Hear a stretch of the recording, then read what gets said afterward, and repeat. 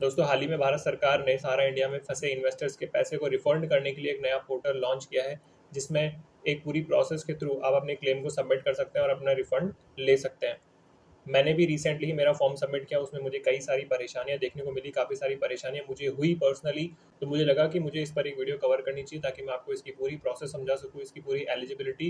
यानी इस वीडियो में मैं आपको शुरू से लेकर एंड तक की जो भी प्रोसेस है इस रिफंड के लिए, वो सारी मैं आपको इस वीडियो में समझा दूंगा। इसलिए पूरी वीडियो देखिएगा ताकि आपको भी वो सभी प्रॉब्लम्स देखना ना पड़े। जैसे मैंने कुछ प्रॉब्लम्स, कॉमन प्रॉब्लम्स लिखी कि पहला तो ये कि आप लॉगिन नहीं कर पा रहे हैं बार बार में। जैसे पहले तो यहाँ पर कैप्चा कोड का भी ऑप्शन था, हालांकि अभी तो वो हटा लिया गया है। तो लॉगिन करने में बहुत प्रॉब्लम आ रही थी, बीच बीच में सर्वर का जो टाइम आउट हो रहा था, या फिर आप अपने क्लेम्स को ऐड नहीं कर पा रहे थे, या फिर जो क्लेम का डॉक्यूमेंट है उसको प्रिंट नहीं करवा पा रहे थे। तो ये काफ़ी सारी प्रॉब्लम्स इसमें हो रही थी। इन सभी का सॉल्यूशन मैंने इस वीडियो में कवर किया है, और इसमें मैंने पूरी डिटेल में बताया कि कौन कौन एलिजिबल होगा, कितना पैसा डिस्ट्रीब्यूट होगा, कैसे आपको अप्लाई करना चाहिए, क्या पूरी प्रोसेस रहेगी, ये सभी हम इस वीडियो में कवर करेंगे। तो वीडियो शुरू करते हैं। तो आप सभी का स्वागत है इस वीडियो में। स्टार्ट करेंगे एलिजिबिलिटी से।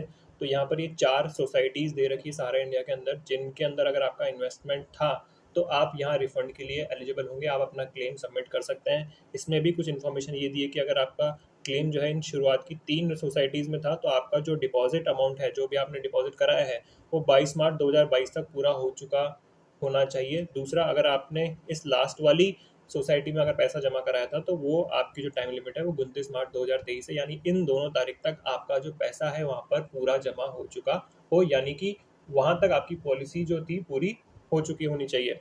उसके बाद सबसे इम्पोर्टेंट जो पॉइंट है वो ये है, सबसे इम्पोर्टेंट पॉइंट मैं कहूँगा कि आपका आधार नंबर जो है उससे मोबाइल नंबर आपका लिंक होना चाहिए, साथ ही आपका बैंक अकाउंट नंबर है वो भी आधार से लिंक होना चाहिए।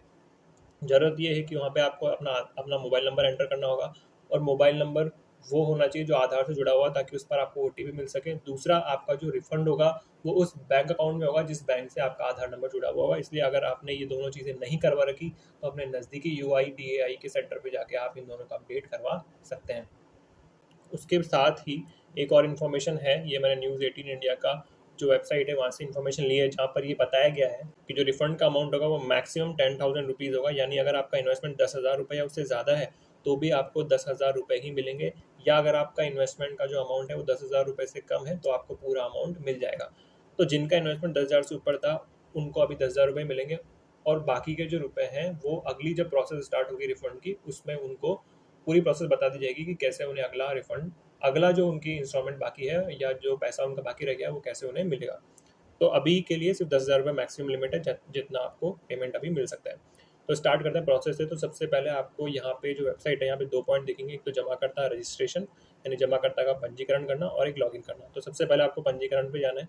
यहाँ पे आपको अपने आधार के 4 डिजिट जो है, लास्ट के 4 डिजिट वो एंटर करने हैं, साथ ही उस आधार से जुड़ा हुआ मोबाइल नंबर। इसलिए मैंने कहा था कि यहाँ पे आपको मोबाइल नंबर डालना पड़ेगा। मोबाइल नंबर पे आपका ओटीपी आएगा, ये ओटीपी डालने के बाद आप जैसे इस पर क्लिक करेंगे तो आप रजिस्टर हो जाएंगे। रजिस्टर करने के बाद आपको जमाकर्ता लॉगिन वाली इस ऑप्शन पे आपको क्लिक करना है। क्लिक करने के बाद यहाँ पे भी सेम प्रोसेस, आपको आधार की जो लास्ट की 4 डिजिट है वो यहाँ पे एंटर करनी है, फिर उससे जुड़ा हुआ मोबाइल नंबर एंटर करना है, और फिर यहाँ पे ओटीपी डालना है, और फिर इस पर क्लिक करना है। क्लिक करने के बाद आप सीधे इस पेज पे आ जाएंगे। यहाँ आने के बाद अब आपको अपना पूरा आधार नंबर डालना है, और इस ऑप्शन पे क्लिक करना है। क्लिक करते ही आपके पास ओटीपी आएगा। ओटीपी अगर आप डालेंगे, डालने के बाद जैसे आप इस पर क्लिक करेंगे तो आपकी जो भी बेसिक इन्फॉर्मेशन है, जैसे कि यहाँ पे मैंने जो इन्फॉर्मेशन आपको दिखाई है कि आपका first name, middle name, last name, आपकी डेट ऑफ बर्थ, आपके फादर का नाम या आपके हस्बैंड का नाम, इन केस अगर कोई फीमेल ही फॉर्म भरती है तो ये सब यहाँ पे एंटर हो जाएगा। इसमें जो आपको खुद से एंटर करना है वो आपकी ईमेल आईडी है। अगर आप चाहें तो, क्योंकि वैकल्पिक है, अगर आप चाहें तो एंटर कर सकते हैं, वरना छोड़ भी सकते हैं। तो अगर आप एंटर कर देंगे तो अच्छा रहेगा, आपको इंटीमेशन जो है ईमेल पर भी मिलता रहेगा। तो बाकी सभी इन्फॉर्मेशन, ये सारी इन्फॉर्मेशन जो है वो ऑटो फिलअप होगी, लेकिन ये इन्फॉर्मेशन जो है आपकी ईमेल आईडी है वो आपको डालना पड़ेगा। उसके बाद आप इस पर क्लिक करेंगे तो ईमेल यहाँ पे अच्छे तरह से स्टोर हो जाएगा। उसके बाद आपको नेक्स्ट पर क्लिक करना है। यहाँ जो नेक्स्ट प्रोसेस है वही सबसे कॉम्प्लिकेटेड प्रोसेस है, जहाँ पे मुझे भी सबसे ज़्यादा परेशानी हुई थी। तो वो प्रोसेस है यहाँ पर, जब आप इस पेज पर आने के बाद अपनी सोसाइटी को चुनेंगे, उसके बाद आपकी जो मेंबरशिप नंबर है उसको आप यहाँ एंटर करेंगे, आपका अकाउंट नंबर एंटर करेंगे, आपकी पासबुक नंबर या आपका जो रिसीट नंबर है, प्रमाण पत्र जिसको बोल रहे हैं, ये यहाँ पे आप एंटर करेंगे। उसके बाद जो जिस डेट पर आपने अकाउंट ओपन कराया था वो यहाँ पे आप लिखेंगे, और जो अमाउंट आपका उसमें डिपॉजिट हो रखा है वो अमाउंट यहाँ पे आपको एंटर करना है।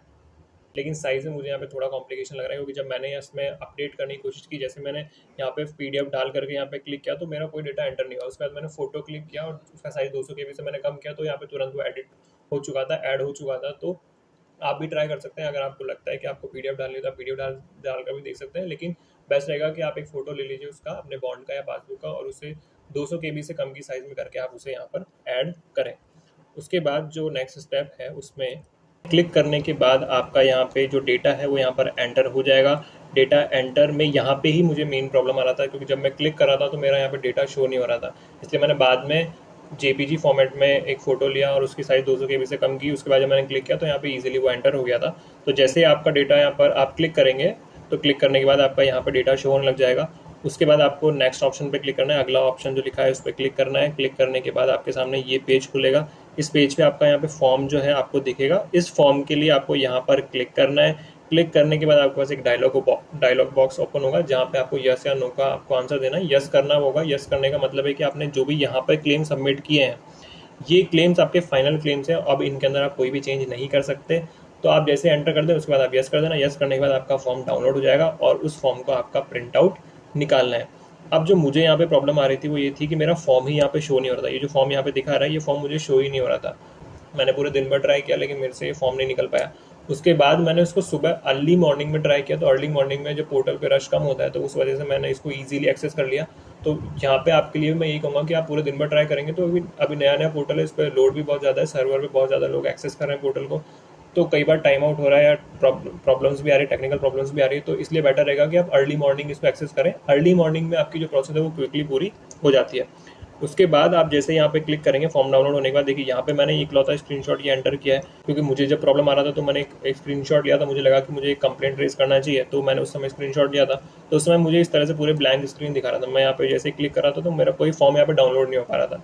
लेकिन हाँ, फिर मैंने नेक्स्ट मॉर्निंग यानी आज सुबह जब मैंने इसको फॉर्म को फिल किया तो जैसे मैं इस प्रोसेस पे आया था, यहाँ पे मेरा फॉर्म इजीली विदिन सेकंड्स यहाँ पे मेरा फॉर्म दिखा रहा था और मैंने तुरंत इसको डाउनलोड कर लिया। तो ये चीज़ आप कर सकते हैं। इसको अर्ली मॉर्निंग आप भरेंगे तो जल्दी ही आपकी प्रोसेस पूरी हो जाएगी। तो जैसे आप फॉर्म डाउनलोड करेंगे, फॉर्म डाउनलोड करने के बाद आपको यहाँ पे अपना फोटो पेस्ट करना है। पेस्ट करने के बाद जैसे यहाँ पे लिखा है कि साइन अक्रॉस द फोटो, यानी जब हम जनरली पैन कार्ड का फॉर्म भरते हैं तो वहाँ पे भी अक्रॉस साइन करना होता है, यानी आपका साइन जो है वो फोटो के ऊपर भी होना चाहिए। तो आपको इस तरह से यहाँ पे साइन करना है। यहाँ पे एड्रेस लिखना है, यहाँ पे आपका बैंक का नाम लिखना है, साथ ही में इधर आपको डिपॉजिटर के जो है सिग्नेचर होंगे, यहाँ प्लेस लिखना है और यहाँ पे आपको मोबाइल नंबर एंटर करना है। ये सब करने के बाद आपको इस फॉर्म की एक फ़ोटो लेनी है। फ़ोटो लेने के बाद आपको यहाँ पे इस फॉर्म को अपलोड कर देना है। अब यहाँ देख सकते हैं चूज़ फाइल में आप जाएंगे, यहाँ पे इस फोटो को आप अपलोड करेंगे। अगर आपका जो अमाउंट है वो 50,000 रुपये से ज़्यादा है तो आपको यहाँ पे अपना पैन नंबर भी एंटर करना पड़ेगा और इस ऑप्शन में आपको यहाँ पे पैन कार्ड की कॉपी भी अपलोड करनी होगी। अपलोड करने के बाद आप यहाँ पे नेक्स्ट ऑप्शन पे क्लिक करेंगे। नेक्स्ट ऑप्शन पे क्लिक करने के बाद आपके पास ये डायलॉग बॉक्स दिखेगा, जहाँ पे ये इंटीमेशन मिलेगी कि आपका जो क्लेम है, आपने जो प्रोसेस की है वो सक्सेसफुली कंप्लीट कर ली है। तो इस तरह से ये प्रोसेस यहाँ पर एंड होगी।